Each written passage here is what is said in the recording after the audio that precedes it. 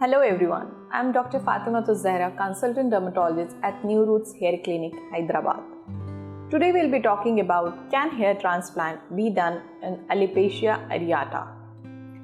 Other than androgenetic alopecia, there are many patients who suffer from alopecia areata. Alopecia areata is an autoimmune disease which is characterized by partial or complete hair loss. The hair loss is in the form of small bald patches of round or oval shape, and the hair is easily detached after traction. It usually responds well to medical treatment that includes immune modular treatments, autologous growth factors and other things.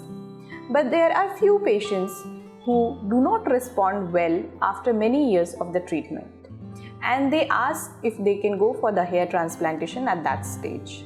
Patients have to face social phobia and their quality of life is compromised. Hair transplant can be considered only in those cases of alopecia areata who initially have undergone all medical treatments and their results have not come out successful.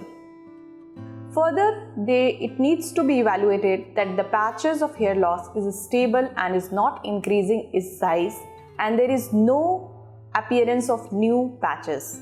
Further, they are advised scalp biopsy. If the scalp biopsy shows no inflammation underneath, then only it can be conferred that the patches is stable histopathologically also, and then they can be considered up for the hair transplantations. If there are multiple patches or a big patch is there, a test patch of hair transplant of around 100 grafts is necessary initially and wait for a period of 5 months to see its result. Only if the test patch is successful, then only the patient should be undertaken for the hair transplantation in further parts. They are also told about the recurrent and the unpredictable nature of the alopecia areata, and they counsel that the risk of falling of hair in the future can be expected. I hope this video might have solved the query of many people asking for help in the alopecia areata resistant cases. Thank you.